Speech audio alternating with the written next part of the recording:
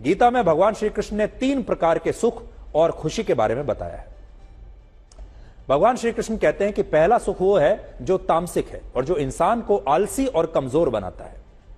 जिन लोगों को ज्यादा देर तक सोने में, परिश्रम न करने में, कर्म करने से बचने में प्रसन्नता मिलती है, वो लोग अपने जीवन में तामसिक सुख तक ही सीमित रहते हैं और ये तामसिक सुख ऐसे लोगों को आलसी और कमजोर बना देता है। लेकिन बहुत सारे लोग इसी को सुख मानते हैं कि हम सारे दिन सो सकते हैं, हमें कोई काम ना करना पड़े, हम ऐसे ही सोते रहें, आलस्य में पड़े रहें, यही उनके लिए सुख है।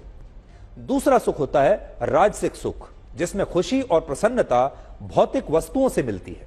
जैसे आपके पास बड़ा बंगला है, बड़ी गाड़ी है, आपके पास लेटेस्ट मोबाइल फोन खरीदने के लिए पैसा है, बैंक बैलेंस है, सब कुछ है आपके पास, आप जो चाहे वो खरीद सकते हैं, इससे आपको प्रसन्नता मिलती है। या फिर कई बार आपको नई नौकरी मिली है, नई प्रमोशन मिली है, तनख्वाह बढ़ गई है, इससे भी खुशी मिलती है और वो खुशी और वो सुख राजसिक सुख कहलाता है। और ये सुख भी स्थायी नहीं होता और लोग इस बात को समझ ही नहीं पाते कि किसी भी चीज को खरीदने की खुशी या आपकी तनख्वाह बढ़ने की खुशी सिर्फ कुछ क्षण के लिए ही होती है और फिर यह गायब हो जाती है।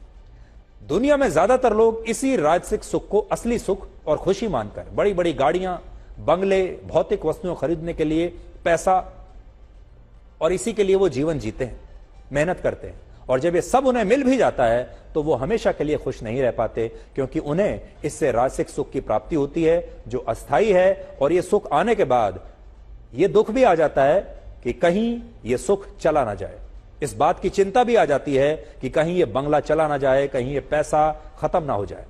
लेकिन सबसे बड़ा सुख है सात्विक सुख, जिसमें व्यक्ति सारे मोह और लालच से परे हो जाता है। और भगवान श्री कृष्ण कहते हैं कि इस सुख को प्राप्त करना आसान नहीं है, क्योंकि यह सुख शुरुआत में जहर पीने जैसा होता है, लेकिन अगर किसी ने इस जहर पर विजय प्राप्त कर ली तो यह जहर अंत में अमृत बन जाता है और फिर वो व्यक्ति कभी भी दुखी नहीं रहता।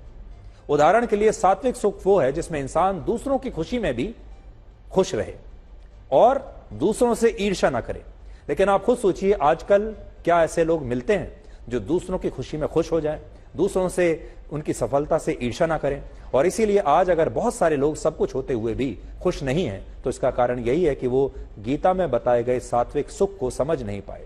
वो अपने दुखों से इतने दुखी नहीं है जितना कि दूसरों के सुखों से दुखी है।